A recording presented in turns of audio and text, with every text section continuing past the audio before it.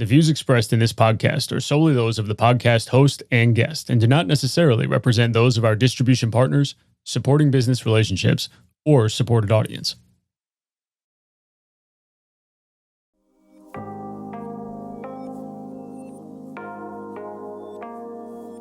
Welcome to Transacting Value, where we talk about practical applications for instigating self-worth when dealing with each other and even within ourselves, where we foster a podcast listening experience that lets you hear the power of a value system for managing burnout, establishing boundaries, fostering community, and finding identity.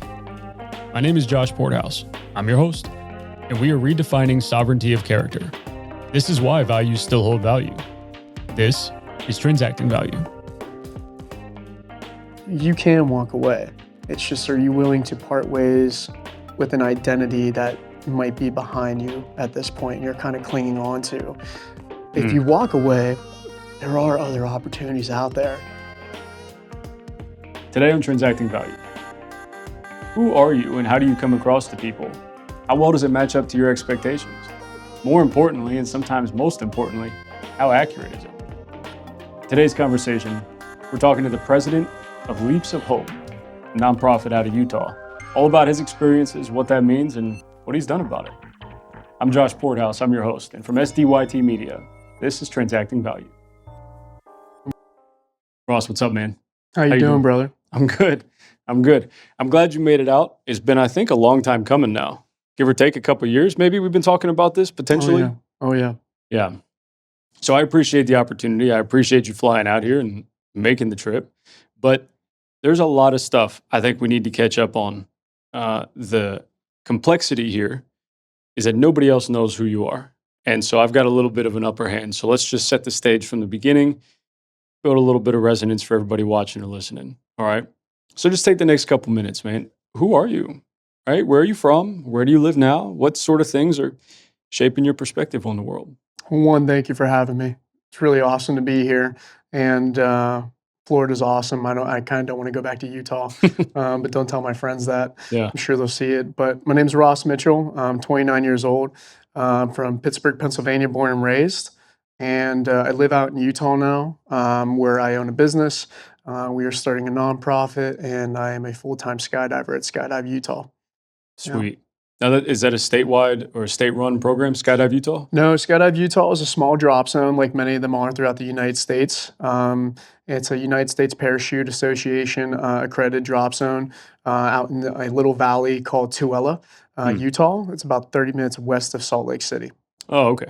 Okay. There's three drops. There's multiple drop zones. Skydive Moab in Moab, Skydive Ogden, a little north of Salt Lake, Skydive the Wasatch, a little south of Salt Lake. We're a bunch of drop zones all over the country, yeah.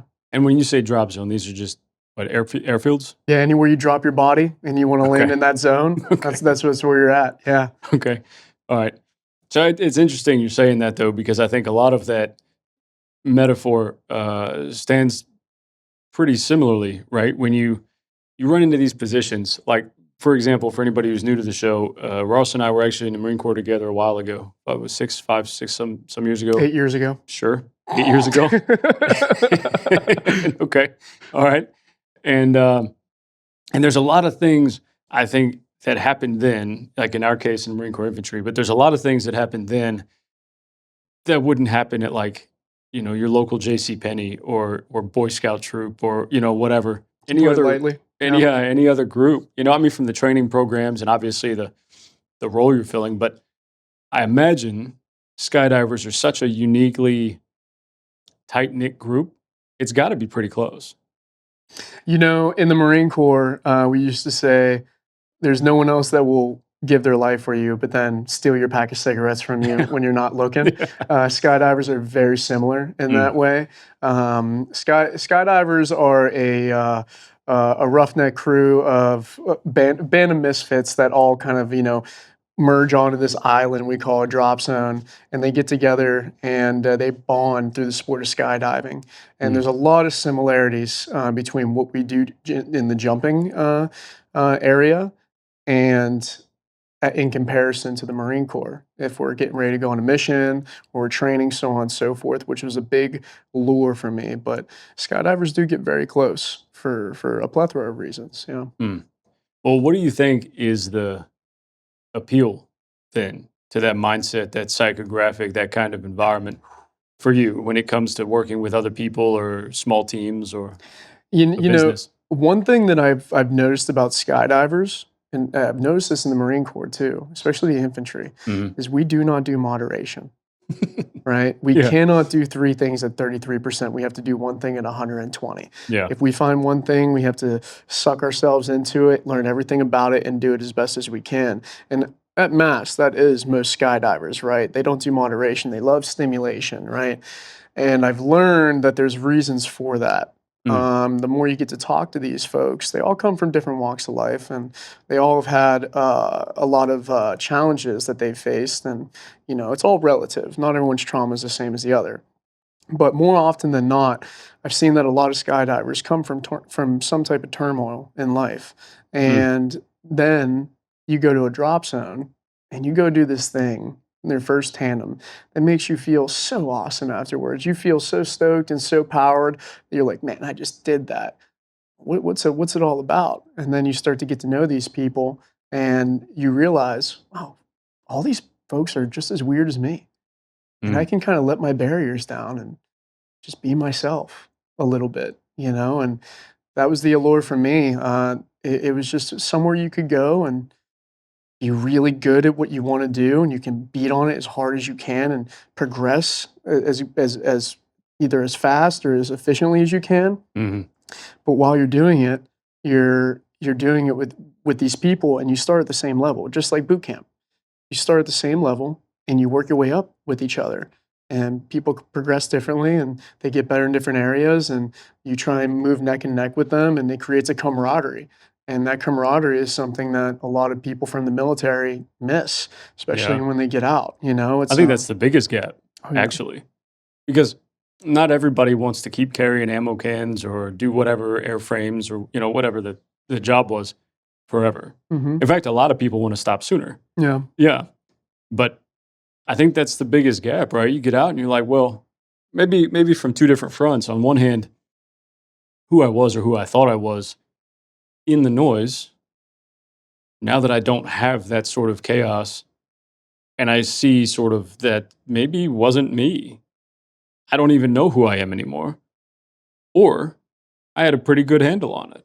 I liked where I was, I liked who I was, but now I don't have the people who I was with. Yeah. And now I'm by myself. And I think the interesting thing is in both cases, it still is lonely or Yeah. can be, at least in some sort of transient state while you figure it out, if you figure it out.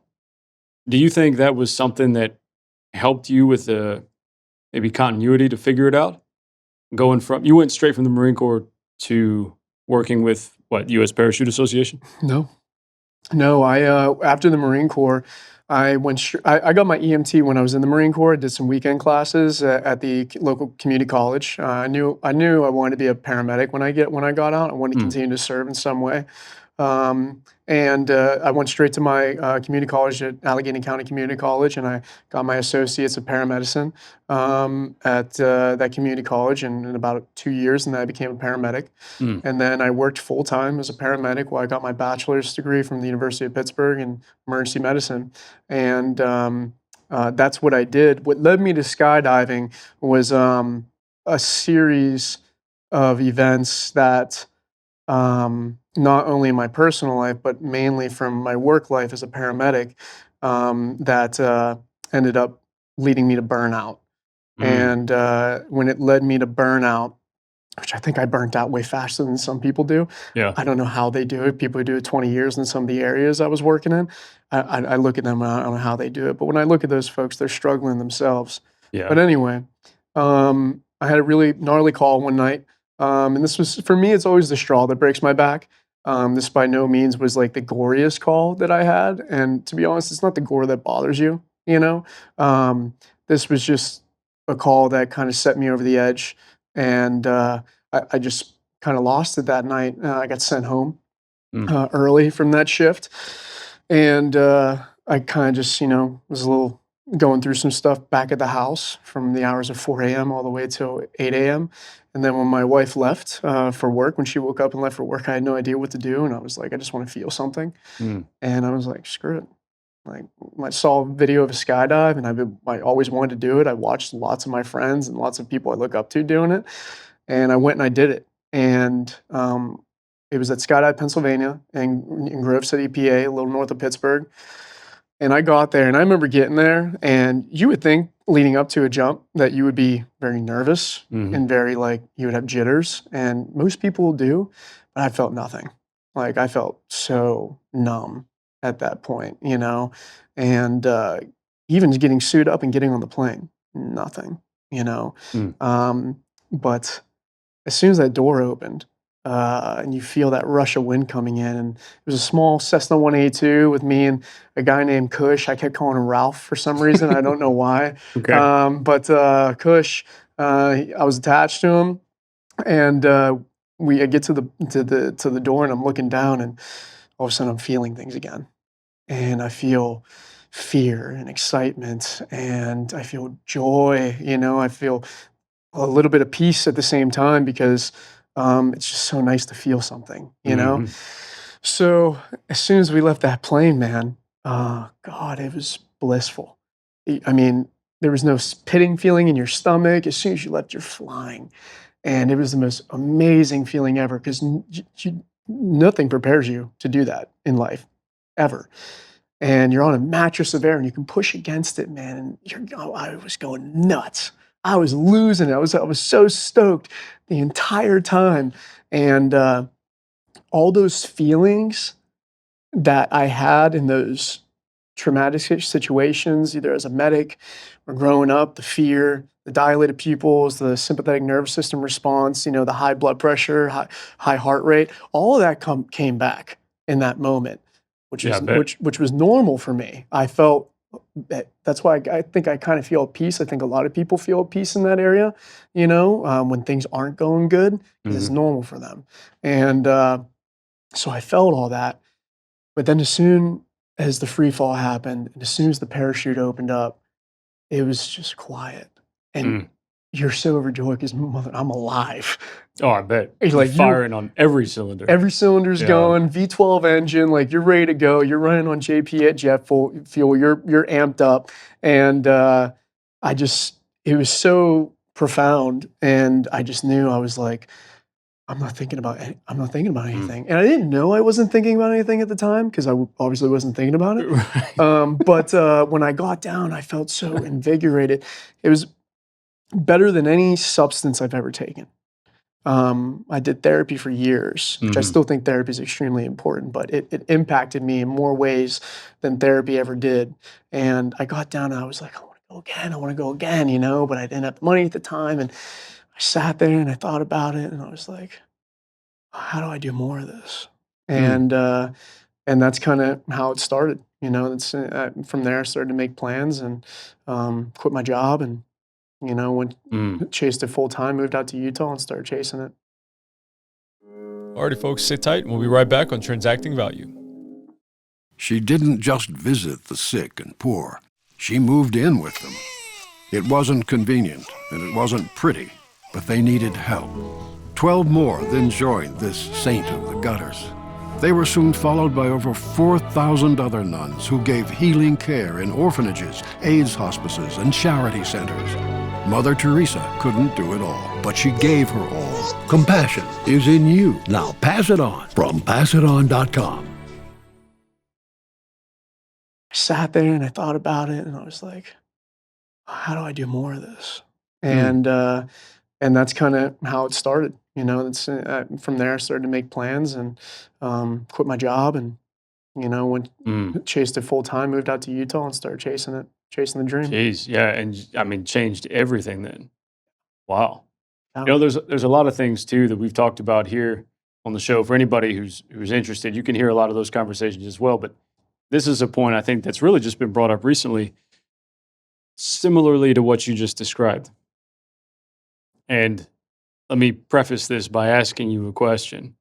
Two of them specifically. Do you know who Jeff Foxworthy is? Mm-mm. Comedian. Oh, okay. Have you ever heard of a show called Are You Smarter Than a Fifth Grader? Yeah. The host. Yeah. Oh, you gotta be kidding me. Okay. Yeah. Okay. Right. Okay. Now you put a name to the face. All right. All right. So, um, My son, as of right now, at the time of this recording especially, he's in 5th grade. I am not, as it turned out, smarter than a 5th grader. Okay. So Me neither. he and I'll tell you, he and I had a conversation. As of right now, I think it was a couple weeks ago, maybe a couple months ago. I can't remember exactly. But he asked me a question that I'm now about to ask you. Okay? You Yep. sitting down? You feel good? You ready to I'm try ready it? to go. Send it. Okay. What is a non-Newtonian fluid? Yeah. That's what happened to me too. What you got? First guess, don't overthink it. I feel like I want to have a seizure right Okay. now. Yeah. Yeah. So we were sitting there talking about it, and I have no idea why it's named what it's named. Isaac Newton, first of all. That's as far as I got. Okay. A Newtonian fluid is something that, as more friction is applied, i.e., increased friction, Mm-hmm. it becomes more liquid or more unstable. Okay. So, for example, I don't know, think like oil. Yeah. The more you add friction on a surface and you smear oil on a desk or whatever, or petroleum jelly, Mm-hmm. okay, it smears and becomes more like a liquid. Okay. Yeah. Or your body temperature, it heats up from the friction and starts to melt, becomes more Yeah. like a liquid. Okay. Those are Newtonian fluids. Okay. All right. Non-Newtonian fluids are things where, as you increase friction, you increase stability. So, Okay. in regular, normal, everyday life, non-Newtonian additives are everywhere. You know what ketchup is? If you leave it, just regular condiment, if you leave it out in the bottle, let's say, and it after a while starts to separate, what happens when you shake it? It starts to come back together. It becomes more stable, Friction. more like a solid as you Yeah. increase Friction friction. brings it together. It's Yeah. a non-Newtonian fluid. Okay. Jelly, anything that after a while it sets and separates. Milk, doesn't, all the same. These are non-Newtonian fluids. Yeah. Okay, so rooted in science, not physiology. Okay, I didn't write this in a journal. I came up with this talking to a 5th grader. Okay, non-Newtonian fluids and service member, first responder, psychographics, mindsets, perspectives are equal. So let me put it to you like this. The more somebody gets accustomed, naturally or through training, to increased amounts of friction, stress, chaos, you have one of two responses. You brought up a sympathetic response earlier, Mhm. but you basically have one of two responses. Figure it out or fall apart. Yep. That's it. I've seen both happen. Yeah, Yep. well, in the increasing amounts of chaos and conflict that comes with a war zone, a fog of war or some degree of uncertainty or confusion, complexity, whatever, that happens there or any other stressful environment as a paramedic, whatever. Some people find it more comforting and easier to focus, more natural in that environment, more stable in that environment. Now, what happens when you remove the chaos, you remove the friction, you separate, you're disjointed, and you don't really have any purpose anymore, no stability. And so I think these non-Newtonian mindsets, these military psychographics, law enforcement, first responders, fire services, all collectively fill that same category. Yeah. Do you think that people, for example, who are looking to skydive, learning to skydive, want to skydive or do it professionally or whatever, fill that same category? Or is it more based on the adrenaline rush and the sort of, addiction or whatever that causes?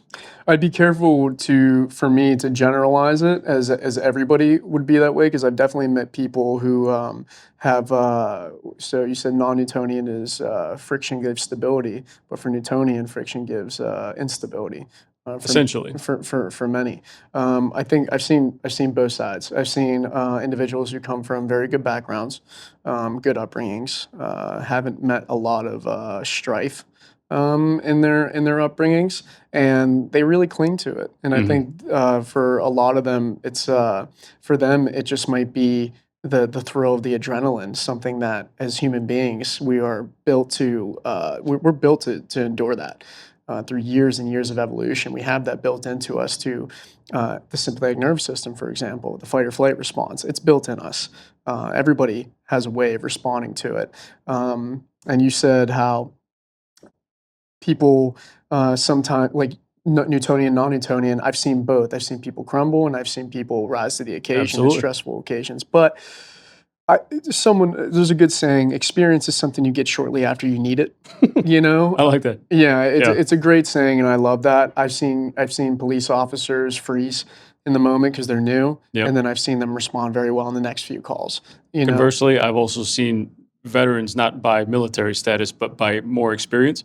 I've also seen veterans freeze in certain Yes. circumstances, Mhm. right? And think about it like this. Here's something that's interesting too. You work for, let's say, 15 years, 20 years, 10 years, whatever, however long, and pick a field. First responder, cop, fire science, service member, whatever applies, right? You work for an extended period of time. And you're one of these types of people that thrives in chaos, and you've got some degree of stability in these moments, right? For any number of reasons. And then you go home and your wife asks you a question like, what do you want for dinner? And you're like, Jesus, right now, I just need some space to myself. Yep. Are you really that stable? Because now, what's the difference? There's less friction, maybe. And so by our metaphor we talked about earlier in 5th grade science, Yeah. you know, maybe it's still applicable, but like, how adjusted are you actually? Because I think the threshold there, the importance there is you've got to be able to switch back and forth. Mm-hmm. I think that malleability is the actual important factor that requires the most training, the most time in service to put in your training hours. Mm-hmm. Because I think that's where the detriment is Mm-hmm. without it. You know, we talked about moderation, right? Yeah. And balance and moderation might be somewhat synonymous, maybe. I'm sure they're not synonyms, but they can go hand in hand Sure, together. What I've noticed amongst a lot of first responders is that they don't do moderation either. Right. And when it comes to the compartmentalization side of it, they don't moderate that. They compartmentalize, and they're Yeah. good. And they're good at it, right? But that can be a problem too. It's a problem because the trunk can only get so full until it explodes open. I've seen this happen time and time again, and usually it doesn't happen where you think it would happen on a bad call or something like that. It happens when you burn oil in a pan at the house in your Smooth kitchen, seas. which happened to me. Like I was noticing when I was back home in Pittsburgh, these little things would set me off, and set me off in ways that I never saw myself with that type of anger. It bothered me. You know, it reminded me of my father and a lot But it is anger though. It was anger. Absolutely. It was 100% anger. Yeah. And what it was me compartmentalizing in these situations and calls that I would respond to and realizing now's not the time to get angry. Now's not the time to get stressed. Now's not the time to get sad. I have a job to do. I have to tell a loved one some bad news. I have to be professional right now. I have a guy who's a rapist and he was shot 6 times and I have to treat him. I can't afford to look at him and say, I'm just going to let you bleed out right now or something like that. I have to help him. I have to put away all my, it's a very hard thing to do to put your, especially when you're a moral person, most people who go into first response, they want to help people. They're usually moral folks, usually, you know? And when you put aside those morals for so long because you have a job to do, where's all that energy go? Yeah. It goes somewhere. A repressed memory is still a memory in the head. You just can't remember it. But it comes out at different points in life depending on the trigger stimulus that you experience, you know? So I personally, I tell everybody this, and skydivers are guilty of this too, you know? Skydiving is inherently dangerous. We had 10 deaths in 2023 throughout the entire nation, which is extremely low for what it was in the 60s or 70s, and we're very proud of that. But I've had friends who compartmentalize in skydiving, and you know, if one of their good friends gets hurt and they have thousands of jumps or they die, you can hear it in their voice. You can hear them say, I told them not to do it. You've known this guy for 12 years. Yeah, well, you know, I'm like, I know what you're doing. You're compartmentalizing right now. But then I see those guys later on, you know, at the parking lot or something like that, and see them breaking down because, you know, someone said something small to them the wrong way throughout the day, and it was just enough. you have to talk. You have to process these things because all that energy goes somewhere, and it builds up and it builds up and it builds up until you explode one day. Alrighty, folks, sit tight, and we'll be right back on Transacting Value. Join us for Transacting Value, where we discuss practical applications of personal values every Monday at 9 a.m. on our website, transactingvaluepodcast.com, Wednesdays at 5 p.m. and Sundays at noon on wreathsacrossamerica.org/radio. You have to talk. You have to process these things because all that energy goes somewhere, and it builds up and it builds up and it builds up until you explode one day. Well, and it's like, well, actually, it's a lot like what we were saying earlier when we were talking about science, right? It's exactly like you brought up, and I'm pretty sure it was also Isaac Newton. I don't know, buddy, you'll have to tell me when we talk later, but I'm pretty sure it was also Isaac Newton where he said everything about energy, that it's neither created nor destroyed, it just changes form. And so to the same point, and I like what you said about compartmentalization, you start putting all these emotions and experiences into these compartments, right? On an ambulance, on a fire engine, whatever, same thing in a Humvee, right? You start putting it in these compartments, and what does that do for you in an operation in terms of your efficiency in action? Raise it up. Absolutely. Yeah, 100%. Absolutely. And then you put it back where you found it, and that's where it stays, and it has a place and a name and a role until it doesn't. And then it has to go somewhere. And so what happens with the gear that you don't use anymore? Goes to the lot somewhere for somebody else to use, to pillage, to sell, to burn, to recycle, to whatever. Right? It still goes somewhere. But it's no longer fulfilling the purpose that it did in the beginning. And I think to the point you brought up about grief or even moderation, that you can't be on a high all the time. And I don't even mean like a heightened mental or emotional state as a high. I just mean not a low. You know what I mean? So you can't avoid being depressed all the time. No, it has to happen. Yeah, in some way. You know, and I think that's why having some demon slaying enterprise is necessary. You know, you have to find your Virgil and go for a walk every so often and just deal with it. You know, you take your sabbatical at, I don't know, 12,000 feet to zero. Great, do it. If that's what works for you. You know, if you got to go somewhere to yell, why not do it going 180 miles an hour or whatever it is? And I think those are powerful opportunities. But I have to think when you're at that degree of stimulation, there's a crash that takes place, at least in the beginning, if not every time. Am I far off the mark? No, tomorrow when you jump, you're going to feel it. Okay. When you get down, you're going to feel like you just sprinted 3 miles. Yeah, but you're going to look at your wife and be like, whatever you want to do today, honey, I don't care. Like, we'll do whatever, which is the nice part of it. It levels you, you know? Sure. But there is a crash. Yeah. So, I mean, it sounds like it almost force feeds an opportunity to process that maybe before you were neglecting even still. Yeah. Right? So, okay. So saying that then, it's everything in an equal and opposite reaction, right? So as high as you get, is that as low as you go? Do you think, in terms of a behavior and emotion or cognition after a jump? Does that, do you think, have the potential to exacerbate any of these compartmentalized feelings? Think on the first, it's when you have 500 jumps or a lot of jumps, you start to get a little desensitized to some things, you know. But the highs come from different types of things that happen up there. For you tomorrow, you're going to experience that high, you know. And and as far as the proportions of it, it is the highest you can possibly be right there. But it does insinuate that you are going to have a crash. There's been many times, and you made me think of it, but there have been many times where I've had great days at the drop zone, and I drive home borderline in tears because I'm mellowed out, and now I'm thinking about things, and I'm happy, but now I'm processing things a little bit more. I'm thinking about, how did I get here? What happened during that time? And it all led me to this spot. Why did I respond that way? Like, how would I respond now? Looking back on that. And I think it gives you instead of a 90-degree sight picture, it gives you more of a 180-degree or even 360-degree sight picture. Mm. You know, skydiving is it's not a fix.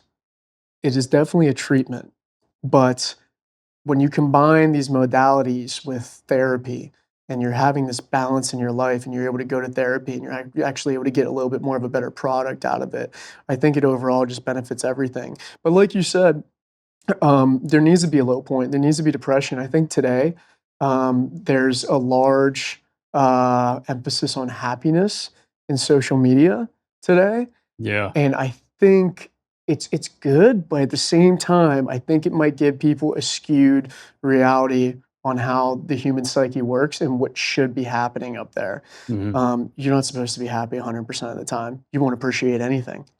Conversely, seeing other people be happy 100% of the time, you need to learn to appreciate some things too. Yep. But for the exact same reason, right? Mhm. It goes both ways. And so having opportunities like that, whether it's skydiving or whatever it is, I think is a powerful opportunity to have, but sort of an interesting position of authority to give somebody that degree of ownership back. Mhm. So many people. I talked to a guy a few days ago. We went and had breakfast. He retired as a registered nurse after 40 years, It's a long time. and in Pennsylvania, as a matter of fact. And as his sort of off ramp out of his nursing career, he decided he was going to go work in emergency and disaster management Okay. to sort of temper down the chaos, I guess. I'm not sure. Interesting. Reduce the complexity incrementally, whatever. Yeah. He's titrating. He's Attempting titrate. to. Yeah. Yeah. Well, Yeah. so after a couple years, he said, dude, this is too much. I've been hospitalized in the ER 5 times for stress. I'm just done. And that was it. And then he just retired. And that was a little while ago. So, there's all sorts of things, I think, where you try to manage that lack of control or perceived lack of control. But even in those environments, it's like you said earlier, I don't know how people do it for 20 years. Paramedic, for example, which is arguably very similar to being in the military or law enforcement or firefight, all the above, first Mhm. responders, that gives you the same degree of perspective. Where I remember in my my first 4 years, I remember sitting there hearing people that had been in for whatever, 12, 15, 17, 25, some odd years, all say very similar things that, uh, I've been doing this for so long. I'm on my third wife and, Yeah. whatever. Good thing Gunny's got alcohol in the off, whatever. I'm just going to go out and shoot guns this weekend. You're like, dude, what are you A doing little with bit of a yourself? crude acceptance in it. Yeah. Well, maybe an attempt, and maybe it was all joking. I don't Yeah. know. Yeah. I especially at the time didn't have, like you said, I didn't have insight into those groups. I just knew from the bottom of the hierarchy looking up and hearing the sound waves come down the mountain. That's all I knew. So it seemed to be the reality, right? So I didn't want that. Then I got there. And I was like, nope, this is exactly what people are doing. This is exactly how people are talking. And maybe not all, maybe not most, but the ones I came across was fairly accurate. Multiple marriages, multiple poor coping strategies, and trying to find outlets to process those things in one manner of effect and success or another. Yeah. And so then getting into a position where you are now working with a nonprofit, providing a service and an opportunity to instead take people, this is at least how I see it, to instead take people from this is just how it is in the system, whatever the system is. This is just how it is. You just got to suck it up. You just got to deal with it, cope with it, and process however you want. Like, no, you don't. No. You can walk in, and as maybe trivial or childish as it seems, like you can walk into that room and leave your bad attitude outside, or however you want to phrase it, and go to work. Like it is still exactly what you make of it. And I don't know that that's as well or widely publicized, but you're creating opportunities to give people that ownership back. Yeah. That's huge. You can walk away. Sometimes I for me, I walked away from a job and I listened to my gut, Yeah. but it was an identity crisis, right? I said, my identity is I'm here to serve. Yeah. And that's what I want out of life. I was put here on this earth to make sure that others are okay. And my personal entrance and my personal well-being is secondary.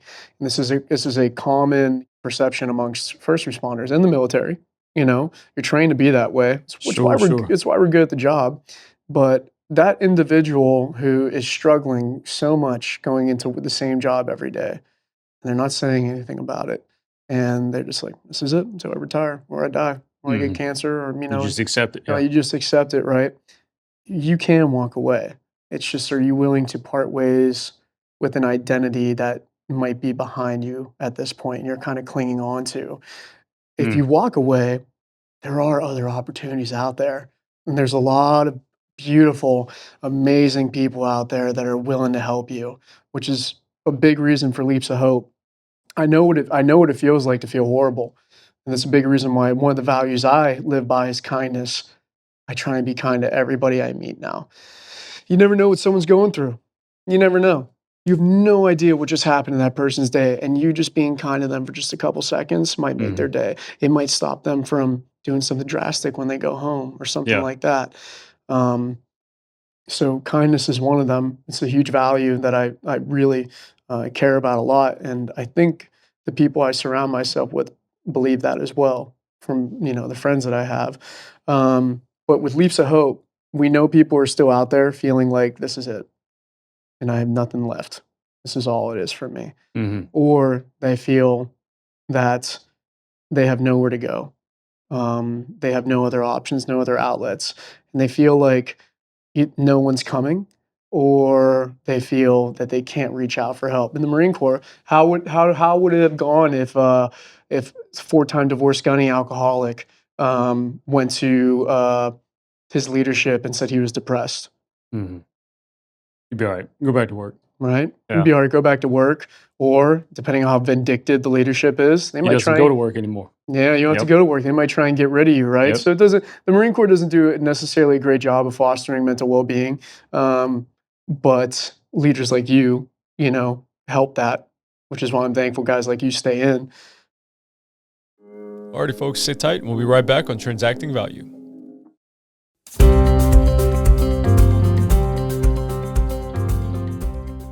This message is from the U.S. Department of Veterans Affairs. Lung cancer is the leading cause of cancer-related deaths among veterans, but screening can save lives because lung cancer is most treatable when caught early. For eligible veterans, annual lung cancer screening is free with no copay. You may qualify for screening if you're 50 to 80 years old, you've smoked cigarettes for at least 20 pack years, you smoke cigarettes now, or you've quit within the past 15 years.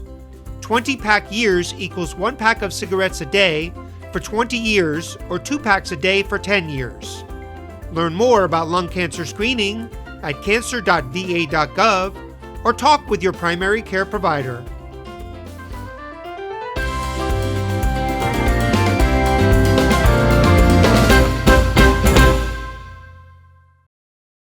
Marine Corps doesn't do necessarily a great job of fostering mental well-being, but leaders like help that, which is why I'm thankful guys like you stay in. Well, let me also caveat that dovetail here, or whatever the expression is, right? Because that has been the case.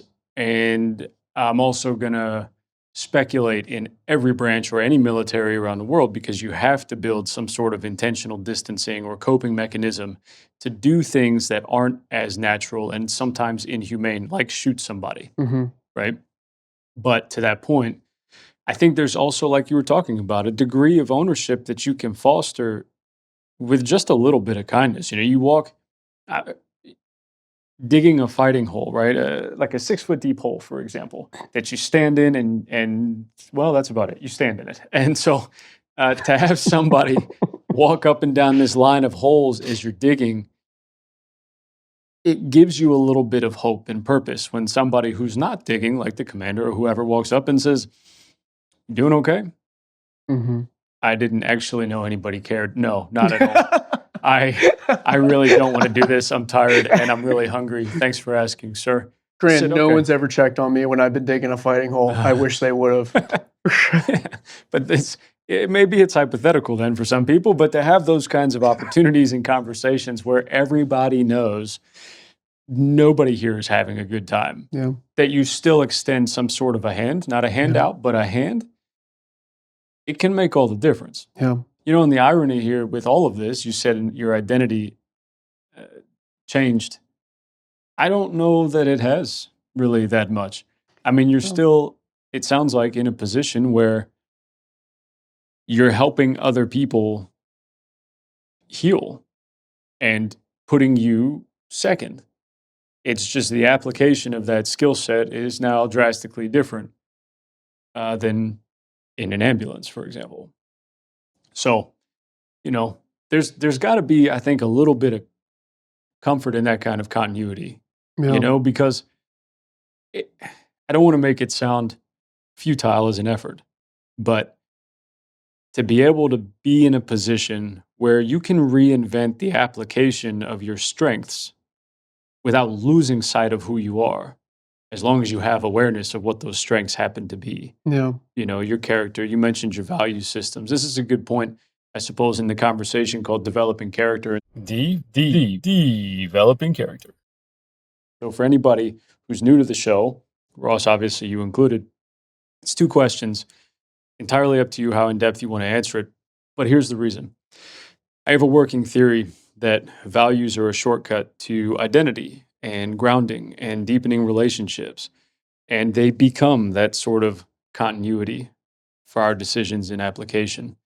And so, not all of what you accomplished is because you were taught or because you chased it. I have to believe some of it was just natural and you grew up around these types of values or character or something about it. And so, my 2 questions are: one, what were some of the values you were raised on or that you remember growing up around? And 2, after all your experiences now to this point, what then are some of your values now?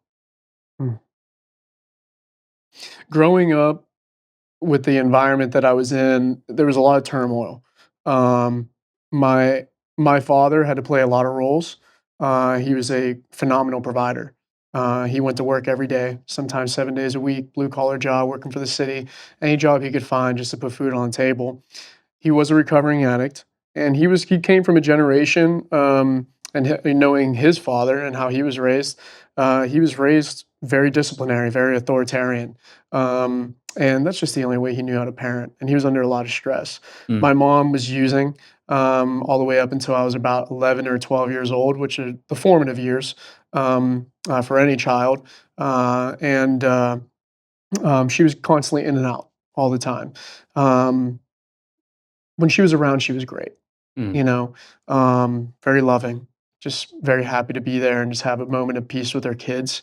Yeah. Um, but when she was gone and she was struggling with her addiction, it was me and my sister for the most part. Oh, wow. My sister watched me. Sometimes we didn't have a babysitter, sometimes we did, She's older. Yeah, she's a little older. She was born in 91. I was born in 95. Oh, okay. Yeah, So a so little we're a older. little close, but my father had a lot of stress under him, and I actually talked with him about this years ago, and he contemplated leaving multiple times, and I appreciate that he didn't, Mhm. but who's gonna take care of us? Um, so he never gave up.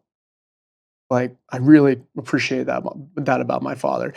He never gave up, and, but he had a temper on him, Mm. and growing up with the lack of attention that I was getting, I found any way that I could to get attention. Biggest thing was making you smile. Mm. If I could make you laugh, no matter how I did it, good or bad, usually bad, um, that meant some approval for me. It meant Oh, like a validation. like a validation, like, oh, Interesting. I'm in their good graces right now. Like, oh, maybe they're going to stick around. You know, Mm. because I was always used to the person I always wanted around leaving. Um, but my father, when he was with me, he became very distrusting of the people around him, even family. Really? Very distrusting because he couldn't trust the people closest to him a lot of the time. He was Mm. in a very bad position. And with me acting out, and me getting in trouble. I think I set the record for most detentions in first grade or Sure that something did. like that. First, But I was constantly in school suspension. I was constantly getting into fights, and I'm sure that didn't help. it did not help. And he only knew one way to discipline, Mm. and he did it. And I was usually the receiving end of that all the time. So I caught beatings. They were not spankings. They were beatings, and I remember going to school, and my head would throb for days. So um, I didn't really understand boundaries growing up. I didn't understand how to speak for myself. I was labeled as a bad kid, even from some other family members, just because they thought it was humorous at the time, and there's like, but for a kid, Yeah. that sticks. It sticks in your head. So I had very low self-esteem, very low confidence, and I constantly was just trying to get approval. Mm. And that follows me all the way into adulthood, even now. I know when it's happening now, and I try and just take a step back when I know it's happening, like, Yeah. especially with friends and whatnot. Like, no, let's hold your friend accountable right now. You don't have to tell them what they want to hear. You need to tell them what they need to hear right now. So Mm. that's helped me a lot. But growing up, it caused a lot of issues. So I really, when I look at my childhood, and I was telling you, like, I have a hard time even today processing some of the things that happened. So I'm still learning as I go. I'm only 29. This stuff didn't happen that long ago. Yeah.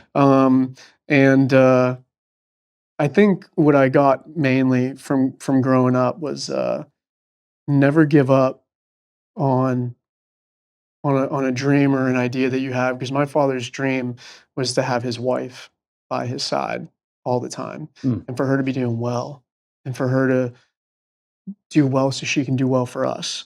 And I think that's maybe one of the values that I got from him was, don't give up, and if you keep on working, if you keep doing it, something good will happen.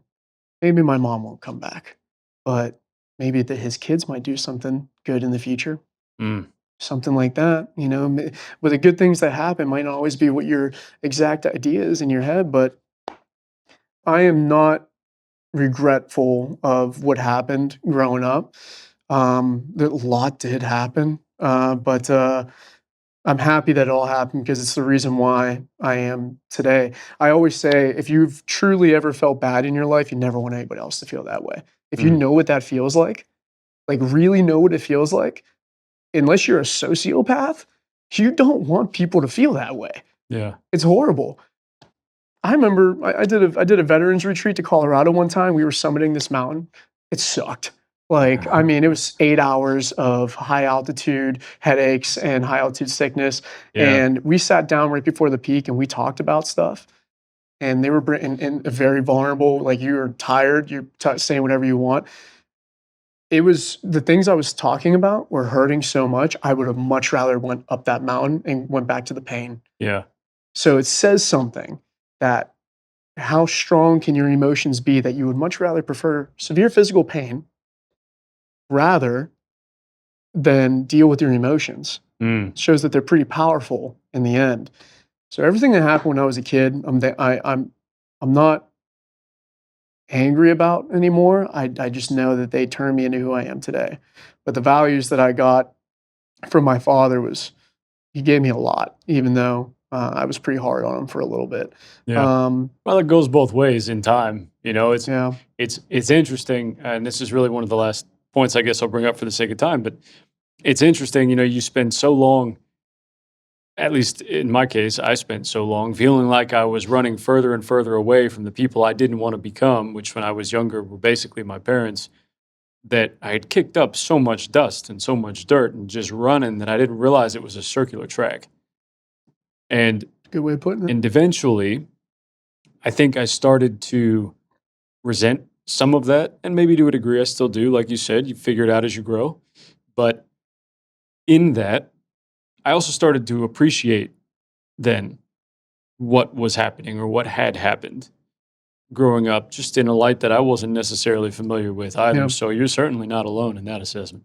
Oh. There's And it's interesting the amount of opportunities you have or that you can create to talk to people about it. Mhm. And so I guess speaking of opportunities, and probably my last question for the sake of time here, but as far as Leaps of Hope is concerned, for anybody that's interested in that experience, wants to find out more about that experience, or even skydiving in general, what it can do for them as a therapy, as an outlet, as just an opportunity to live a different level of life, where do people go?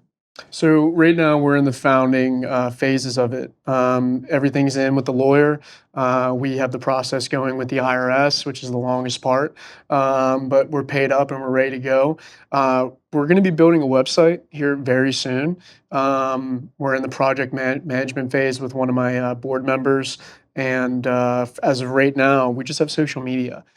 So the biggest part with this, with the nonprofit, is novice as I am at this, is exposure, Mm, right? I need people to know what this is well before we even get up and going. absolutely. Yeah, Pre-sale. exactly. Yeah. So exposure and marketing. So we have Instagram, we have Facebook right now. Keeping it simple. Instagram is phenomenal, but on Instagram we're called Leaps of Hope. All one thing, no underscores or anything like that. Just Leaps of Hope.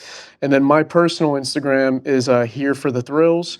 Thrills with a Z at the end instead of an S. Classy. Exactly. Yeah. Words, spelling. People can reach out to me through either outlet, Okay. and it's I read every message I get, and I have a lot of people who want to be candidates who want to come in and do this. But reaching out to me on social media right now is going to be the best way, and I upload everything to that. To Instagram or both? To Instagram and Facebook. I upload Okay. everything to that, and that's how everyone stays aware and up to date with all the info and what we're doing. Sweet. We have a lot of people who want to back it. So Black Rifle Coffee, a few of their representatives there, like Dean and Edwin, have expressed interest in wanting to back it and sponsor it. Nice. Having conversations with Shields. Going to be having a conversation with Red Bull if everything works out. Oh, that's And cool. a lot of canopy companies, a lot of small, veteran-owned businesses, they all understand. Yeah. You get it. You know what Yeah. I mean? Anyone who's been there gets it. So we have a lot of people who want to get behind this, which is overwhelming. I feel like I'm way over my head, but I'm going to figure it out. Yeah. I am unequivocally determined to get this done, and I will get it done. It's the one thing that I want to leave behind if something were to ever happen to me, is this right here. And we have a board of military, former military, and all skydivers Sweet. with a vast background, some vast corporate backgrounds, special operations backgrounds, some still active, still in, female, male, a lot of different perspectives on the board. But essentially what we're going to try and do is we're going to take people in tandems at first, and then whoever expresses interest or whoever really shows a want to keep going in the sport, we'll fly them out. We'll house them. Well, we're going to put them in the wind tunnel and get them trained up so that when they go to accelerated free fall school AFF, they're successful Mm. and they can progress. Pay for their AFF, pay for their license, get them gear. I'm hoping to get them parachutes, get them everything to get them into the sport entry level, and then give them in that community. That's cool. Yeah, we were saying earlier, the guys out there who are struggling, our organization and many others like it, like we will find you, and we'll help you out. We'll give you something, Sweet. even Well- if you don't like skydiving after you get done with it, you still got it. Yeah. It might lead you on to better things.